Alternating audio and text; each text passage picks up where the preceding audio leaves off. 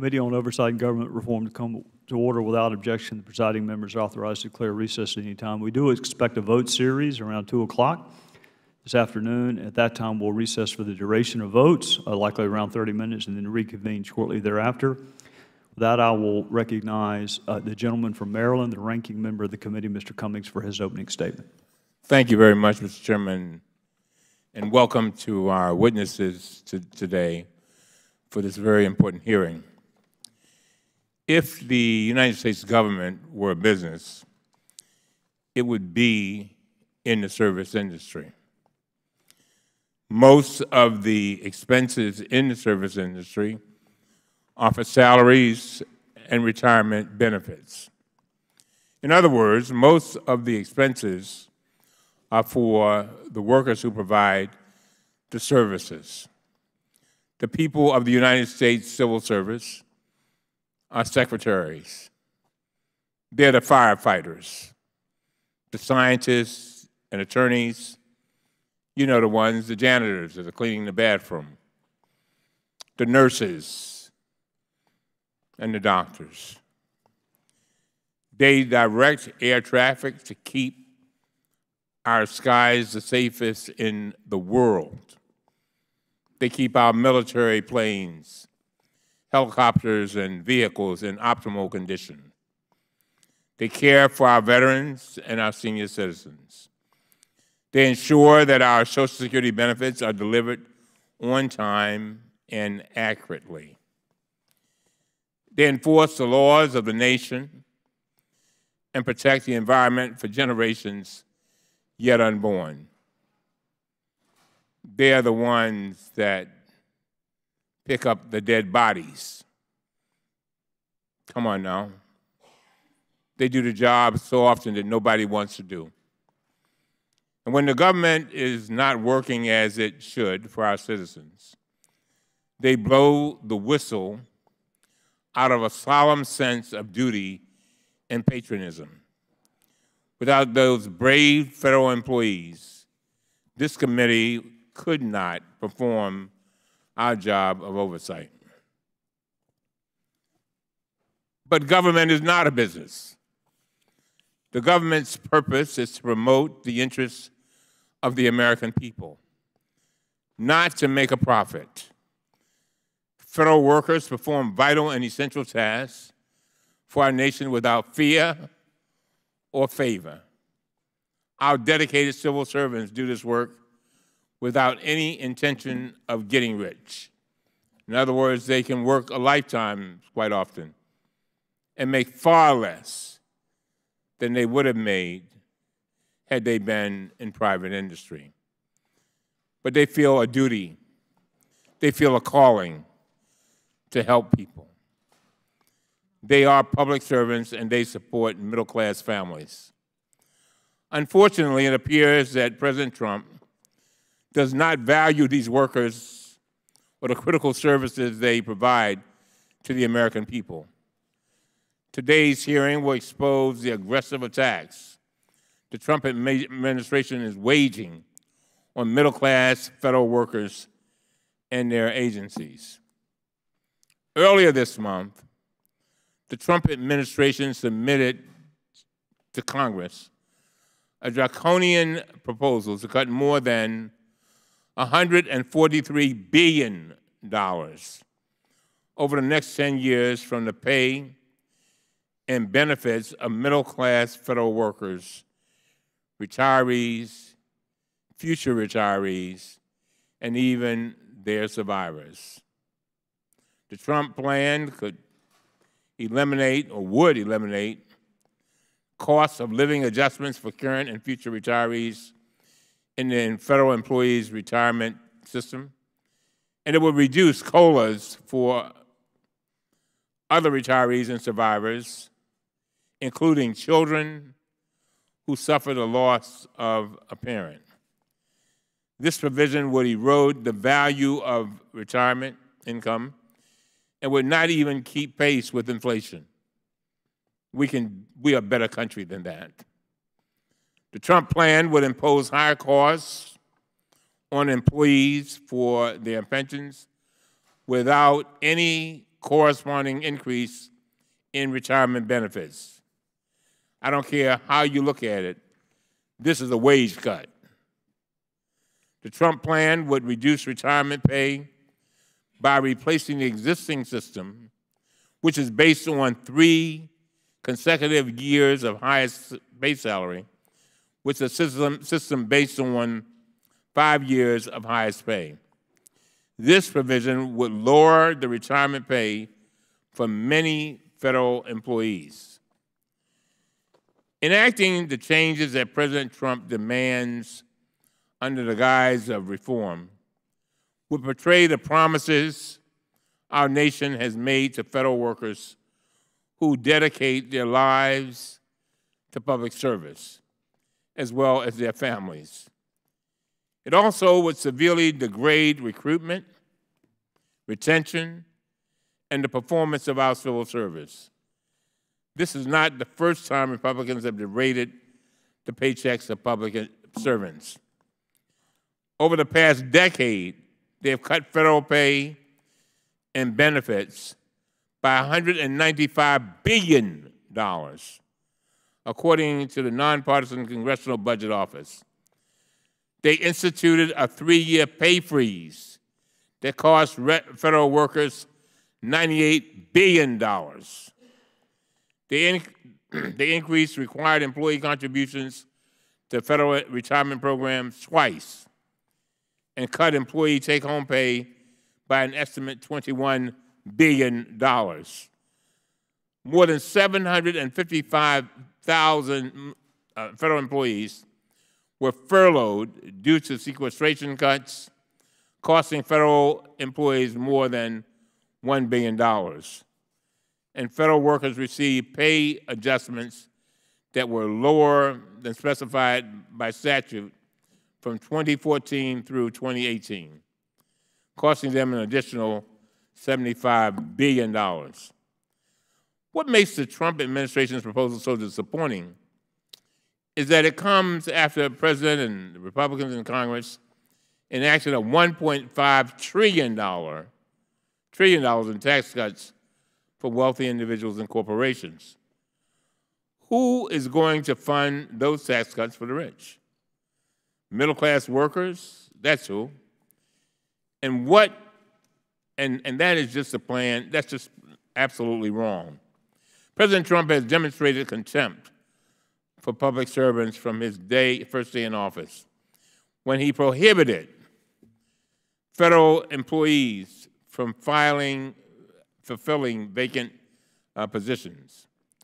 He has attacked government watchdogs, ethics officials, law enforcement officials, and career government employees. His administration has issued illegal gag orders to try to stop whistleblowers from telling Congress that what their agencies are really doing. And his agencies are attacking employee unions that protect whistleblowers from retaliation. We need to reject this latest proposal in a string of terrible proposals, this sabotage of the United States civil service. We need to begin building back up the confidence of our federal employees. They have already paid billions to help pay down the debt. They should not be asked now to help fund tax cuts for the rich. And I say to our federal employees, thank you for all that you do every day and that you're doing today. For you are giving your blood, sweat, and tears to lift us all up. And with that, Mr. Chairman, I yield back. The gentleman from Maryland yields. The gentleman from North Carolina who has worked tirelessly on this issue, Mr. Meadows, is recognized for an opening statement. I thank you, Mr. Chairman, for your leadership on this effort, and certainly for the witnesses who are here today as we start to look at this. Certainly on March 20th of this year, the administration released the President's management agenda. As we well know, that agenda lays out the administration's long-term vision for improving the performance of the federal government, states the specific goals of this administration to improve the ability of agencies to deliver mission outcomes. And I think that's a critical point, is as we look at those outcomes, it is certainly something that all Americans can welcome. Provide excellent service. In this very hearing, we've had a number of hearings where with the IRS, the ranking member and I have said that the service levels in terms of getting a live person is not something that we ought to be bragging about. So as we look at that, it's really about being an effective steward of the American taxpayers' dollars. This administration has identified 3 key drivers of this transformation: information technology, modernization, the data accountability, and the transparency, and then certainly the workforce for the 21st century. All 3 of these drivers are certainly interconnected, and success in improving that performance of the federal government cannot be achieved without progress in all 3 of those areas. Today, however, we will focus on that 3rd driver, developing a workforce for the 21st century, which is a core jurisdictional responsibility of this committee under the House rules. Federal employees underpin nearly all of the operations of the government, and we must ensure that we continue to hire and retain the best and brightest. I've been very disappointed to find that many times members of Congress only go to federal agencies to complain, not to assess what is going on. And so I have found it very illuminating and very rewarding, quite frankly, with our federal workforce when we go in to actually have conversations with the people that do the work. And I've been fascinated by their ability to give great suggestions on how we might improve the efficiency of the federal workforce. In fact, I would also say their recommendations are better than any that would come out of this committee on either side of the aisle, because they understand both the barriers, the roadblocks, and also the disincentives that we have within our 40-year-old civil service way of doing business. So I want to thank both of you as we look at this particular issue. I think probably the most important thing that we can do is stay laser focused on the ultimate goal of this 3rd rail, which is looking at how do we retain, how do we make sure that we properly compensate, and yes, you're hearing that from a Republican, and how do we make sure that as we deal with all of those, whether it's the annual survey that we sometimes, in fact, we get the annual survey. I see my good friend in the audience here. As we look at the surveys, how do we actually take those and make an action point? This committee is committed to do that in a bipartisan fashion, but I also think that it's going to require many of us to perhaps pull away the old thinking that we have that it has to be this way or that way or no way, and work in a real bipartisan way to make sure that we have an effective workforce. So I look forward to hearing from both of the witnesses, and I thank the chairman for his leadership. The gentleman from North Carolina yields back. We are pleased to introduce our first panel of witnesses, the Honorable Margaret Weichert, Deputy Director for Management, the Office of Management and Budget, and the Honorable Jeff Pond, Director of the Office of Personnel Management. Pursuant to committee rules, all witnesses will be sworn before they testify, so I would ask you to please stand and raise your right hands. Do you solemnly swear the testimony you're about to give should be the truth, the whole truth, nothing but the truth, so help you God? May the record reflect that the witnesses answered in the affirmative.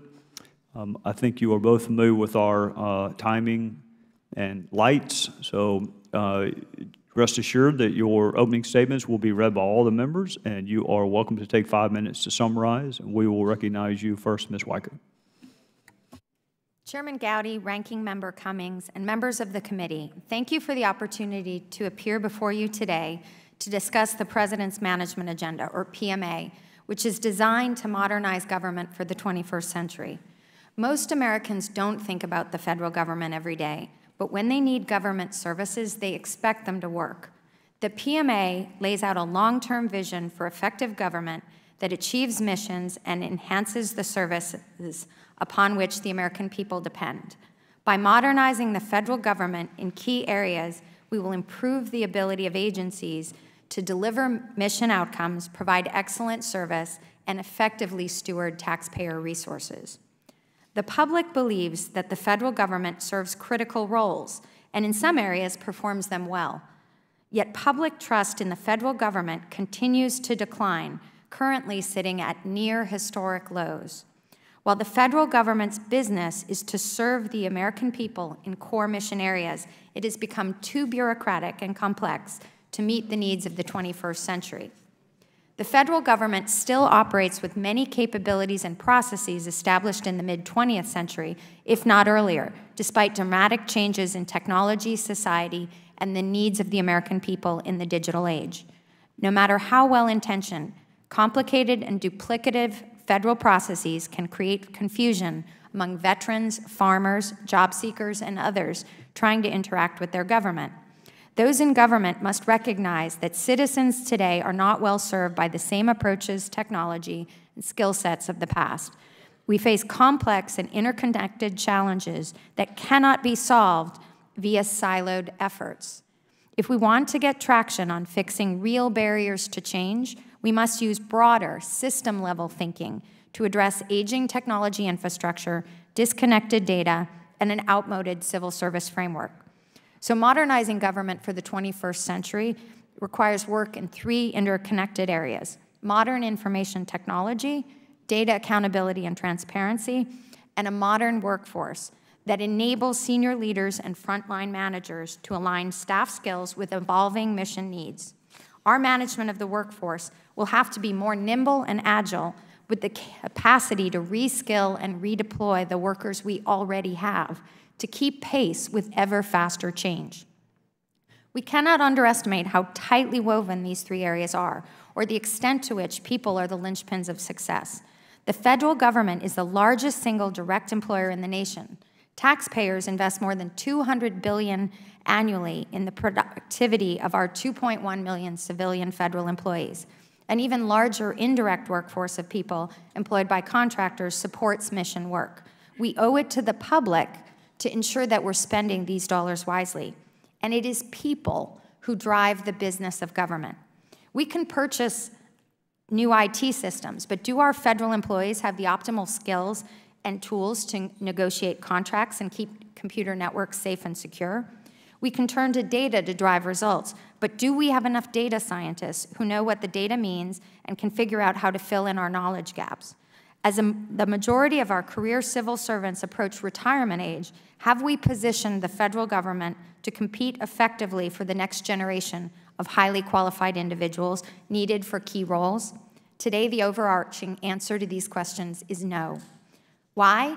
It starts with the federal civil service system. The job classification system is outdated and unwieldy.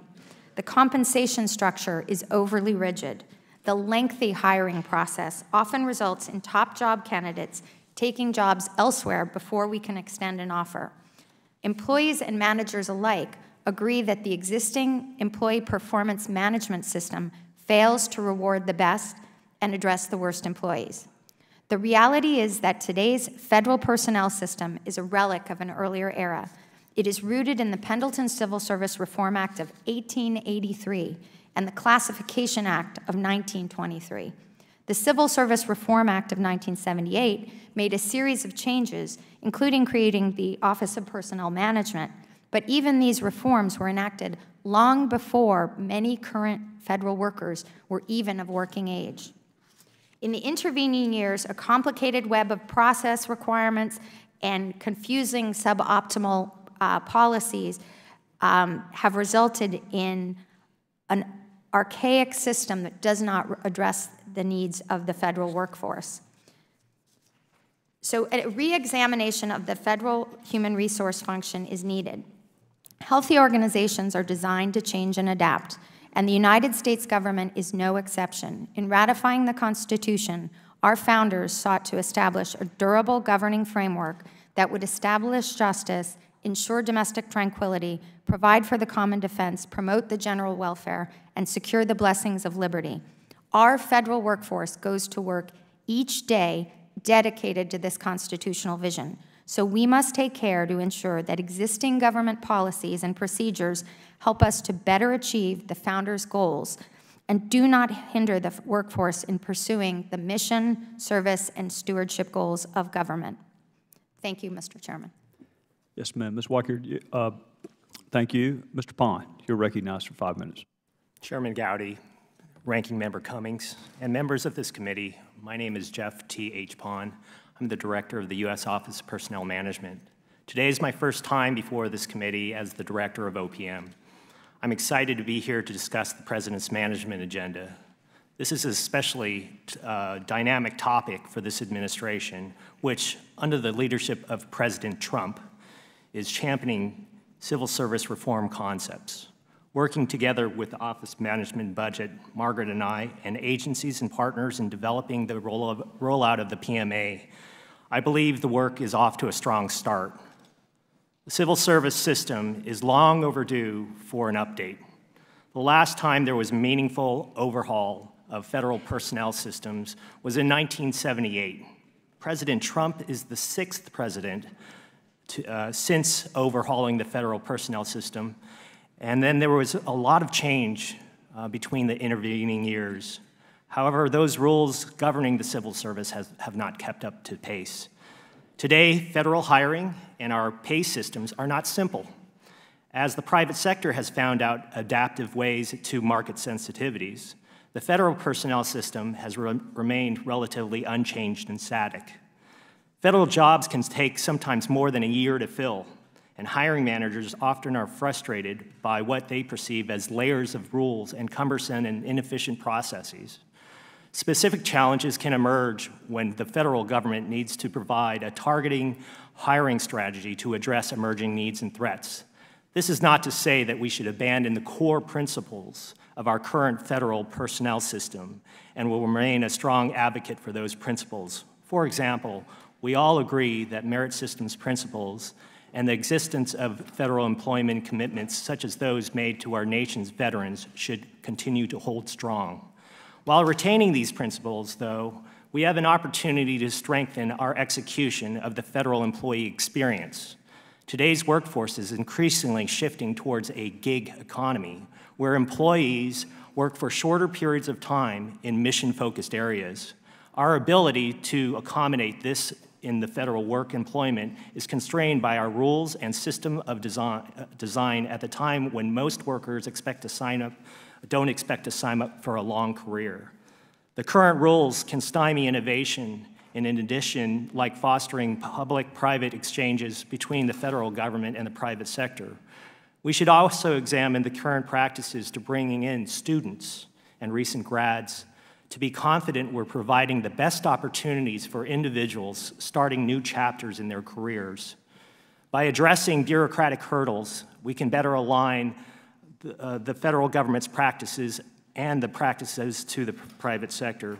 Further, as workers enter their careers, we should prize mobility over stability. We should seek avenues to give talented individuals opportunities to work in short-term jobs with portable benefits. As OPM modernizes key elements of the civil service, our IT systems will need to keep pace. The world is becoming increasingly paperless. And to address this IT challenge, OPM will create a government-wide employee digital record that will make government-wide HR data accessible in a secure cloud environment. Employees' records will include data from various stages of an employee's career, which will then be available to the employee's access for any time, anywhere.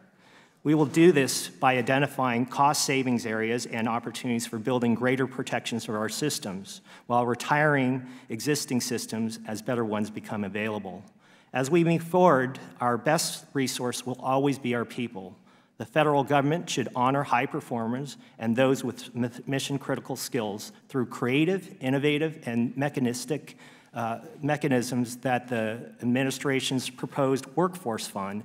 The workforce fund would allow agencies to better target pay incentives for recruitment and retention for top-performing employees with critical skill sets.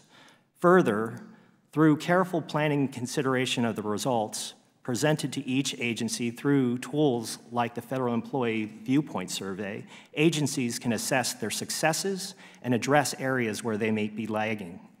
Finally, in my communications role as the director of OPM, I will make regular celebration of our federal workforce. It will be a cornerstone of my job. Our federal workers need a strong champion, and I'm more than proud to fulfill that duty. Thank you again for inviting me to testify, and I'm happy to answer any questions you may have. Thank you, Mr. Pond. The gentleman from North Carolina is recognized for his questions. Mr. Meadows. Thank you, Mr. Chairman. So thank you both for your opening testimony. And so I guess I asked the obvious question that we continue to come to these hearings. We continue to hear great opening statements. Why is this going to be any different than any other time in the last 40 years? Ms. Weicker. I think it's a great question, and I think the thing that is different this time is we're really looking at that system-level thinking. So solving problems as complex as the ones we face in balancing mission, service, and stewardship, and in dealing with actually how we deliver services in the digital age is complex, and it can't be solved in a silo. And what I mean by that is solving people issues without looking at data, solving people issues without looking at the technology that those people have to deliver the services that they're there to deliver is not the leading practice. It's not the leading practice for mission delivery, and it's not the leading practice for serving our citizens the way they need to be served. And obviously, it also is not the most cost-effective way of delivering those services. So really what's different is taking this integrated cross-functional view and cross-agency view from an enterprise perspective. Mr. Pond? In human resources, we always look for two things in candidates. One is, do they do it for a living, and are we lucky to have them? I do this for a living. I'm a human resource professional for over 25 years.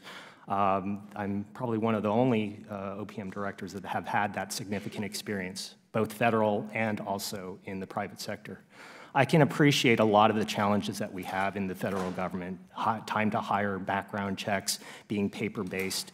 Many of these things can be overcome. It's not a question of technology anymore. We actually have the technology that works on a private phone, but not on our government phones. We need to make that transition. We need to make sure that we have projectized type execution. We have a start and stops for different things, and that's what the President's management agenda is doing. In our 21st century workforce plan, we have subcommittees and sub-goals with projectized plans, with milestones. We will be able to share those progress and results each and every quarter with you. I'm actually proud to be a part of the PMA because I was a part of another administration's PMA, and we have a track record of results and successes, and I look forward to seeing those successes on this administration as well. All right. One of the tools that I use is actually the survey that the Partnership for Public Service actually provides to us each and every year, and on there we have employees who identified that one of the really demotivators is the fact that senior management won't take the appropriate action. Whether it is either with merit increases or whether it is with developmental needs. And so how are we going to do that? And especially in light, it was interesting, a GAO report showed 99.6% of permanent non-senior executive service employees in 2013 were rated fully successful or above, 99.6. Now, I don't know of any place that is that efficient or that good. So how do we make sure that our managers are properly recognizing good performance and dealing with those poor performers? How do we do that? Well, we have a lot of different programs that are teaching our supervisors and managers. But it's more than just teaching. It's not, I mean, let me just tell you, if you look at the surveys, it's not that they don't know, it's that we've created a system that makes it so laborious to deal with it that they don't deal with it. You know what they do? Is they ship them from here to there and there to there, and so they never get out of the system, they just go to a different agency. So how are we going to deal with that? But we need to streamline the process for making sure that if there are performance differences, giving the employee a chance to either correct them, but not go from each place, from OIG to LRER to EEO. All of these different places have different processes. We need to come up with a single process for streamlining that type of performance conversation so that managers and employees can actually get on an even footing and make sure that they can make some tough decisions if they need to. I have 18 seconds, Ms. Weicker. Okay, really quickly, we're actually looking at how do we use some of the authorities that Congress has given to specific agencies like the Veterans Administration, and how we might appropriately apply them across the civilian workforce. And we're using the President's Management Council and the Workforce Cap Goal under the PMA to do that. Thank you, Mr. Chairman. I yield back. Gentleman from North Carolina yields back. The gentlelady from the District of Columbia is recognized. Thank you very much, Mr. Chairman, and I thank the witnesses for appearing. I was impressed with your testimony. I, in a prior life, ran a federal agency, and at the time, the important issue was efficiency. So I endorse your ideas to make the agencies more efficient. I also think you will agree that you can't have an efficient agency if the workforce isn't right there pulling the oars with you. Can I accept that? Do you accept that personnel is key to greater efficiency? Absolutely. Absolutely. Well, you are the Department of Education, and this really goes to Mr. Pond. The Department of Education is currently in negotiations, labor negotiations.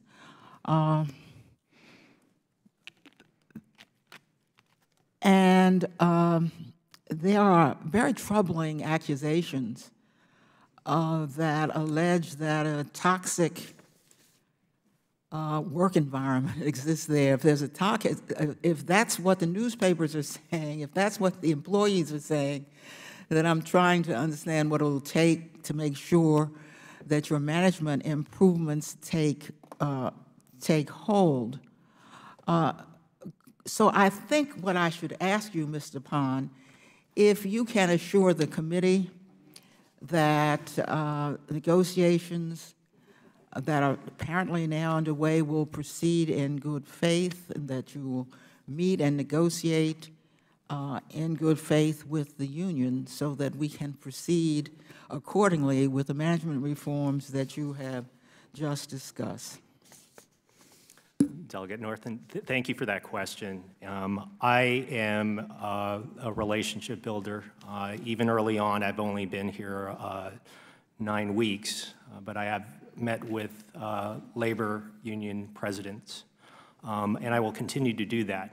It's very important for me to make sure that we have lines of communication and relationships. We don't want to close the door on those relationships because it's very important to hear their views.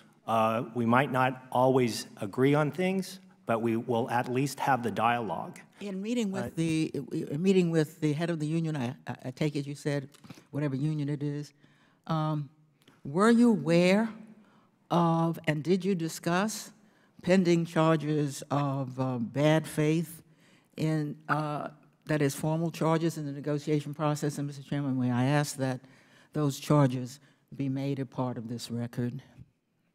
We did not in that discussion, and one of the reasons why is that education has a local, and OPM does not interfere in local collective bargaining unit agreements.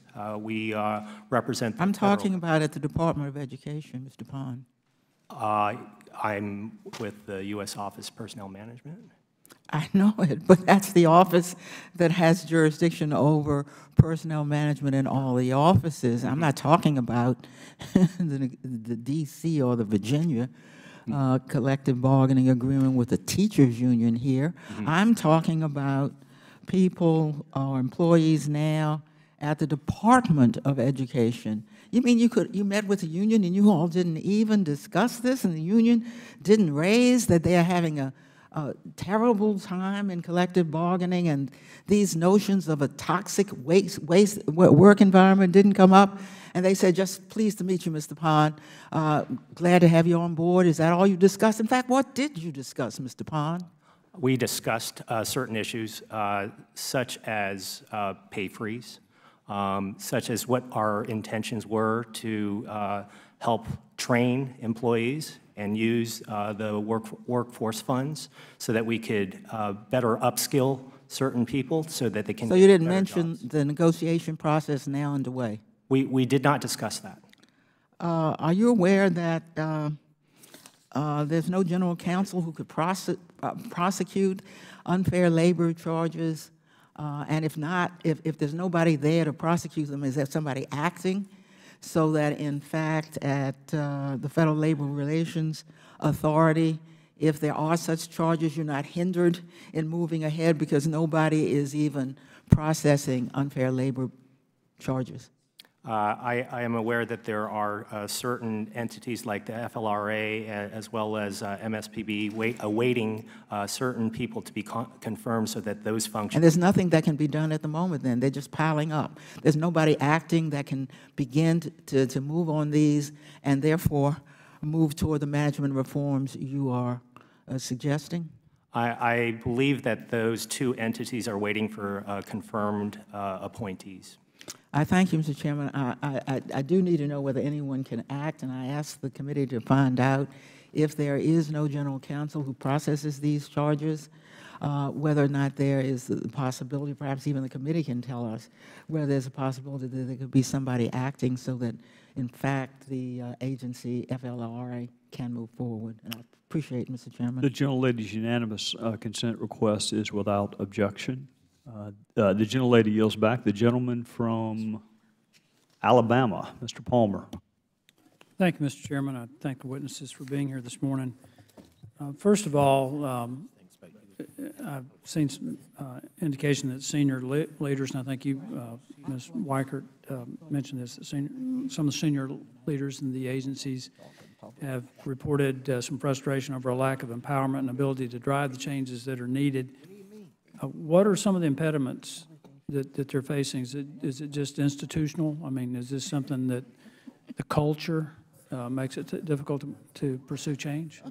I think there are a number of factors that affect the ability to create the needed change. I think our President's management agenda lays out some of the specific elements that we're focused on and areas where we're working across agencies to, and both across the political and the career representatives in that conversation. So things like hiring and firing authorities, things like performance-based compensation we're looking at.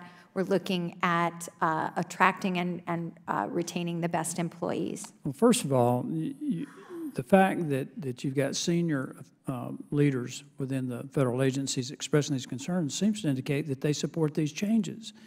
And, you know, that there's some that might lead you to believe that this is a great affront to federal employees. And the fact that you also mentioned specifically some of these issues about hiring and firing, we've had issues of employee misconduct. Now, many of those have come before this committee, in which the people who were involved in the misconduct were frankly never punished. They were put on paid leave. I mean, we had one had stolen thousands of dollars worth of equipment that was put on paid leave. Would that be part of the frustration? Yeah, that's absolutely. And you're exactly right. The deputy secretaries who work with actually, you know, motivating and driving change through these agencies, they're concretely involved. And I'll actually mention something super edifying.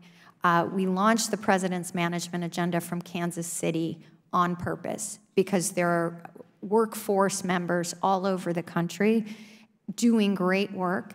And we also rolled it out here in DC after we rolled it out in the Heartland. And every place we've gone, we've actually had workers, both frontline employees and managers, tell us that they're glad that we're tackling these issues in an integrated way. And we look to collaborate and partner with Congress, with the good government community and unions to actually make progress on these issues, because as Congressman Meadows mentioned, we've been looking at these issues for a long time. These are non-trivial issues. I'm going to lean into this a little bit and maybe step on some toes, makes people uncomfortable, but Mr. Pond, you mentioned this about the need for updating the IT systems, and with the improvements in technology, which has improved productivity, one of the concerns that I've heard voiced is that you've got a lot of employees that frankly don't have anything to do, but they can't be moved to another position, you can't lay them off, and that we're basically paying people that really are not productive. That's a yes or no. Is that a fair assessment, or do we need to dig into that a little bit more? No, I don't know if it's a fair assessment, because I believe that the federal workers can be skilled up. You know, when I'm you not saying they can't be. I'm saying that you have people who are not necessarily productive, and that we need to manage that. Yeah. you need to manage that. And I'll just jump in here and say there are a number of examples where projects that would save the American people money and make service better actually don't get done because we actually can't move the workforce to do something else productive. Okay, and there's a reason I did this, because I want to connect the dots here.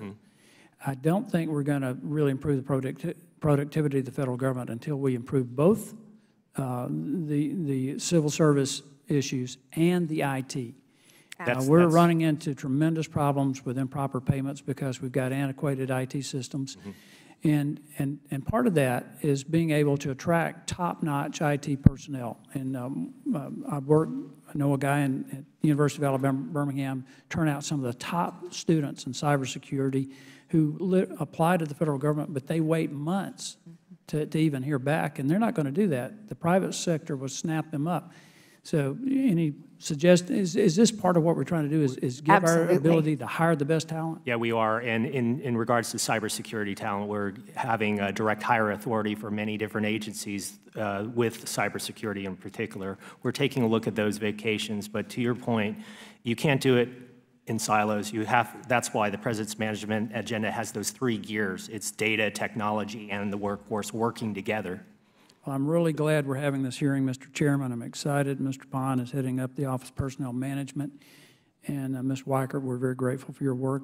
With that, Mr. Chairman, I yield back. Gentleman from Alabama yields back. The gentleman from Massachusetts, Mr. Lynch, is recognized. Thank you, Mr. Chairman. Previous gentleman from Alabama mentioned, non-productive federal workers. I'm sitting here in Congress, and I can't remember the last time we passed a budget. So we don't have to look far to find some profoundly unproductive federal workers. Only need to look at ourselves. Let me ask you, as Ms. Norton raised earlier, there is no counsel at the Federal Labor Relations Authority, and so right now, as we sit, there are charges and complaints before that authority that the federal government is refusing to bargain in good faith. But because we have no general counsel there, those charges keep on piling up, so there's no action being taken on them. If you think about the foundations of our labor law in this country, private employees have the right to strike. If that was happening to private employees, I used to be president of the ironworkers. I'd take my men and women out on strike until that problem was resolved. But in its wisdom, Congress has taken away the right to strike from federal workers. Now, the agreement was we would take away the right of federal workers to strike because we were going to provide an arbitration and negotiation process through collective bargaining by which they could address their grievances. Now, by nonfeasance, some would say by malfeasance, we have destroyed that system. So I'm asking you, because we've taken the right of those people to have their issues resolved peacefully and in a way that keeps the government going, shouldn't we restore the right to strike to federal employees so they can get some action on their issues? Sir, it's not rhetorical. I'm asking you. Sir, I believe that the FLRA and the Office of Special Counsel and also the Merit Systems Accountability Board. They serve a vital function. In 1978, when They would if they were working. correct. Right. Right now, we don't have counsel, so we've got these, the problem I'm pointing to is that the system has broken down. And so these federal employees are not having their issues addressed as we promised as a government when we took away their right to strike. And I'm just saying, if fair is fair, if we're not going to put a system in place where they can have their rights protected and their grievances addressed, do we not owe them a restoration of their right to strike? I believe that those entities need to be working and Me too. be staffed up so that they can serve their function Are we working on that? as appropriate. There Yeah, have the been nominees, nominations. yeah, have been submitted by the president, so To we're the waiting committees. on. How long has it been? How long have we been without a general counsel over there? It's been a while. To the best of my knowledge, I do not know the specific dates, but it has been a extended time. Okay, let me jump to something else. Okay, we got this new policy at the VA, and originally it was to address some of the substandard care that we've been seeing in some of our VA hospitals. There were a couple of very troubling cases, but so we put in a new system to get rid of workers that weren't measuring up. And, but the way the system, I've been following the data, and the data indicate that we're firing people who are food service workers, very lower level housekeepers, custodians, like I say, you know, people who have nothing to do with why the law was passed. And I'm just curious about your own assessment of whether or not the law is being employed as intended. Sir, I think that the law was broad in terms of giving VA the authority to implement a performance management system across the whole entire department. And in that application, all employees were under this system. I understand that, but in the debate here in Congress, it was to help with the care of our veterans, to make sure they got the excellent care that they deserved and have earned by their courageous service. Here we have brand new employees just being fired right off the bat. We have very little in terms of a grievance procedure for these employees as well. I'm just, it's not what we talked about, and I'm just curious if there was any sense of refinement of that policy that you saw that might be needed. That's all. I know that my time has expired, and the chairman's been very generous, and I yield back. The gentleman yields back. The gentleman from Georgia is recognized. Thank you, Mr. Chairman. This will go to both of you. Ms. Weichert, I'll begin with you. How would you characterize the relationship between federal unions and the administration today? So the administration supports the right of the federal workers to organize, and we would like to have a productive dialogue on the items around the workforce of the 21st century that are critical both to the workers themselves, but also to the American people. I think the reality is there's a lot of partisan positioning that has made that difficult, but I would absolutely and genuinely say we believe that we need all of the people who care about good government and helping us deliver good government through the people in our workforce, that we invite those people to the table. Okay, you kind of went around the issue. Mr. Pond, how would you characterize the relationship between federal unions and the administration?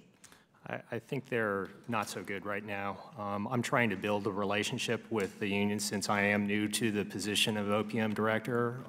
I'm wanting to meet with them, hear what they have to say about our ideas, make sure that there is an open dialogue so that they can help us and we can help them on the things that we agree on. There's not too much right now that we can agree on, but at least we're having the talks that we can disagree on. I think that's a good first step for us to do so that we can have some common understanding of what we can mutually work on. I look forward to making sure that we can change the next 40 years with employee groups. Well, I do too. Let me go on with some further questions because you're correct. The relationship is not good. The unions are fighting the president on almost every one of his the issues right now that we're even discussing here today. So, what are the challenges in trying to manage the relationship between unions and federal managers? I think it's really because we've been in a system of government that has operated the ways in which it has for quite some time, layering on different types of bargaining agreements, layering on the different types of rules and regulations for due process. These things need to be taken a look at because it is very cumbersome. Managers that we visited around the country have said, the one thing that you need to do is make sure that you manage bad performers. And I hope everybody can agree we need to manage out bad performers, but the good performers, the people that have great skills, the people that are the civil service, I want to hold that up and make sure that they're held up in esteem. Yeah, and it makes it very difficult to manage. Absolutely. One of the things that I've been particularly involved in the last few years is official time, where union workers don't even do the work that they were hired to do. They're working for the union and doing a host of things along those. And in all respect to Mr. Lynch a while ago, but the American people have a right to strike too. And it's their money is paying for many of these people on official time who are not even doing their job. And yet we don't have any opportunity to respond to that. Does the administration believe that this is in the taxpayer's best interest, Ms. Weichert?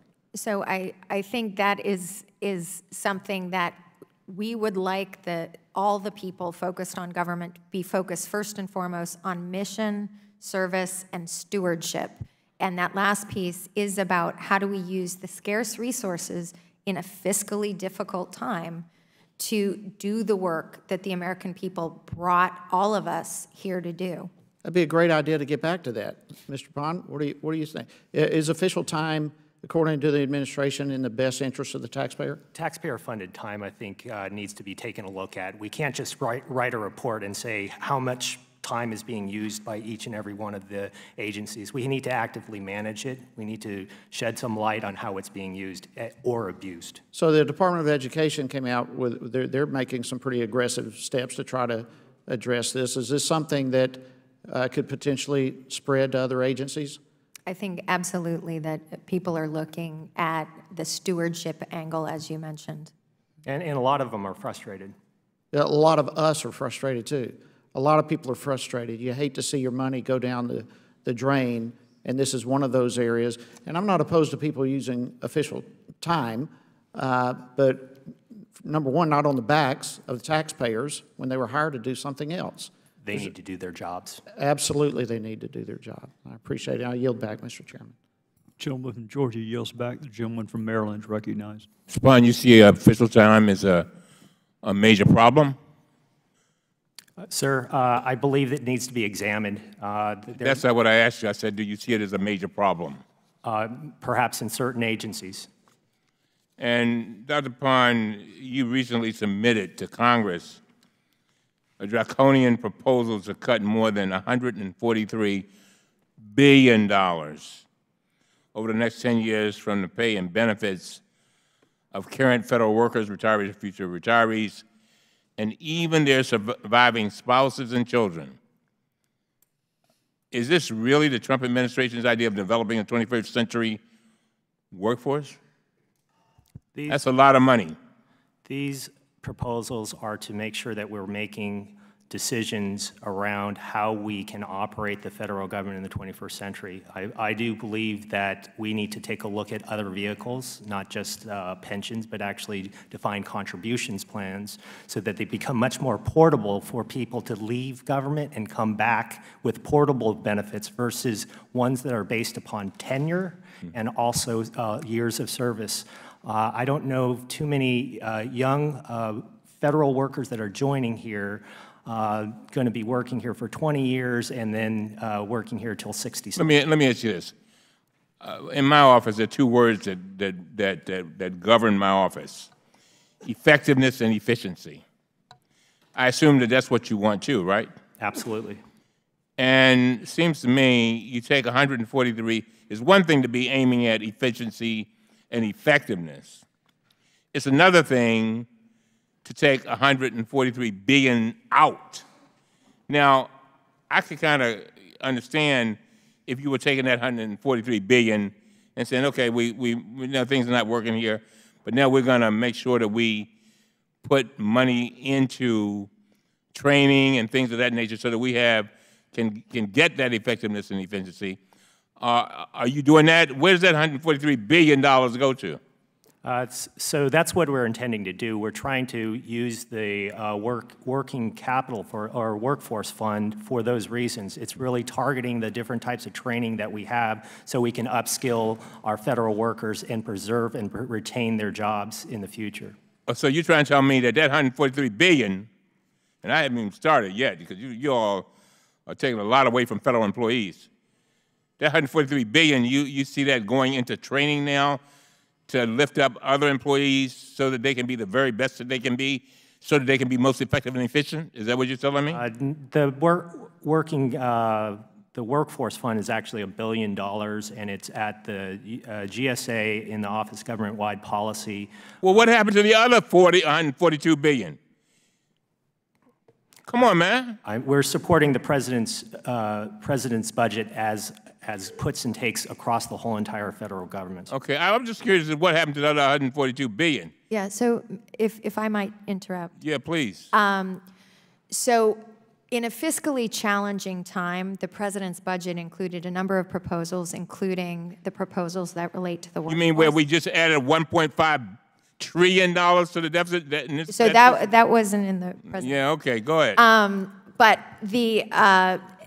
the recommendations are actually consistent around the workforce in what was in the nonpartisan Congressional Budget Office evaluations on compensation, and also consistent with things that came out in the bipartisan Simpson-Bowles Commission looking at fiscal responsibility. So I think that the most clear answer to the question, it's not a one-for-one moving from one place to another. It's looking at in the entirety of government and our delivery model of service. When we actually look at the data that the employees themselves say about their biggest concerns, actually have to do about resources to get their job done. I only have a few minutes. I don't have that, really. Your proposal, Dr. Pond, would slash the pay and benefits of men and women who support our military, care for our wounded veterans, protect our homeland from terrorists and other threats, ensure that our air, water, and food are safe. How does that help the 21st century workforce? We're taking a look at it on balance, sir. Yeah, I think this is one. You don't think that would hurt the workforce? On the whole, we're looking at the whole entire way of looking at compensation benefits and total rewards. And actually, the federal workforce was satisfied with their pay and their satisfaction rate. Ooh. And also whoa, rewind. Say that again? 61%. They say they like the amount of money that they're making? Yeah, so 61% of federal employees surveyed in the Federal Employee Viewpoint Survey were satisfied. Considering everything, how satisfied are you with your pay? That's actually above levels you would see in the private sector around pay, for example. What about the COLA? One of your most egregious proposals is to slash $50 billion worth of cost of living adjustments from current retirees and their survivors. So you want to take from those who can least afford it and give it to the richest among us. How is that fair? The gentleman's time has expired, but you may answer the question. Sir, respectfully, I think our retirement system is a bit out of whack. And the reason why I say that is I don't know of any other retirement system that actually pays for COLAs for annuitants. We are talking about annuitants, not federal workers. When federal workers actually get COLAs, it's a part of the factor in their salaries. And when they become annuitants, it is not up to the federal government for us to determine where they move in retirement and paying for where they live. Thank you, Mr. Chairman. Gentleman yields back. Votes have been called. We're going to try to squeeze the gentleman from Wisconsin in. We got 10 minutes left in the vote. The gentleman from Wisconsin is recognized. I'd like to thank you for being here today. I know we recently passed an omnibus bill, and our discretionary spending is going up 18% this year. So, and I know there are people of all sorts of ways to say 18% is enough. We want to go higher, but I appreciate that you don't feel that way. I'll start out with you, Mr. Pond. Does the current general schedule pay system incentivize high performers to continue achieving at a high level? I think we need to take a look at the general schedule. I think it is Title V, it is the law. We're trying to improve Title V, but I think there's a greater need for looking at occupational series and having new pay systems for them that are much more flexible, and that we can manage term appointments much better. Ms. Wickert, I'll switch to you. There are a lot of Wickerts in Wisconsin, so nice to see that last name. Could you explain the proposed interagency workforce fund, how it would work? So basically, we requested in 2018 a $1 billion workforce fund that would allow us to spread across agencies in consultation with Congress and provide greater incentives around retention, recruitment in high-skill areas. We would also operate it in a way that if people wanted to challenge and create new training or redeployment type activities. Okay. I'll ask you a general question because I don't know exactly what I do to solve the problem. One of the criticisms of government is that everybody makes the same amount of money, right? They throw the grid out of there, and whether you just sit on your butt for 5 years or are the hard charger, you wind up with the same, right? Isn't that a problem? Another concern is that if you are given too much flexibility, and we've certainly seen examples of this before this committee, people who point out problems, maybe even illegalities in their agency, they don't move up at all, right? The boss doesn't, you know. Do you see any way to square that problem? On the one hand, you know, we want the better employee to get a bigger raise, but on the other hand, we just don't want the people to get a bigger raise, the ones who are, I don't know what the word I should use is, I was going to try to look at, but you know the people who just try to ingratiate themselves to the boss. Yeah, so I think it's a great question, and it's one of the classic underlying questions in all performance management and performance-based compensation programs. There's plenty of experience in the broader world of compensation, especially in the private sector, around systems that reward both the what, you know, mission, service, stewardship, and the how. How do you work with others? And so most successful programs are fact-based, they're consistent, they're supported by technology, and they try to really balance this. And frankly, I think this is one of the most critical issues that doesn't get enough discussion, because 31%, only 31% of the employees surveyed actually believe that employees are awards in my work unit depend on how well employees perform. So while 61% are pleased with their own pay, most people don't think that pay and performance are linked at all. In other words, they can think of some of their coworkers who are just time servers who are getting increases. Exactly. And I take it another problem is if you are really go-getter, then maybe you leave the government. Yeah, yeah. We're going to change that. Okay, good. You feel you can change it? I mean, I'm kind of don't exactly know an answer. I wonder if there are federal employees that are amazing federal workers. Despite the culture that we have, that we cannot manage bad performers out, or it's very difficult to do that, it's a disincentive for them to stay. I want to make sure that there is differential pay, market-based pay, so that we can, as a government, retain the best and brightest for our federal government. That's what they deserve, and that's what they need. And I think we can actually make a difference today, because we want this to be a bipartisan discussion. We want it to be a discussion between Congress and the executive branch. And so we need this to be an inclusive conversation, because This isn't just rhetoric. We really want to make a difference here, because when I look at it from sort of 30,000 feet, if we don't have a delivery model for the 21st century. I appreciate both you folks coming over. I yield my final second. The gentleman yields back. We will now recess, subject to the call of the chair, and reconvene immediately after votes. Thank you very much. And my colleague here is from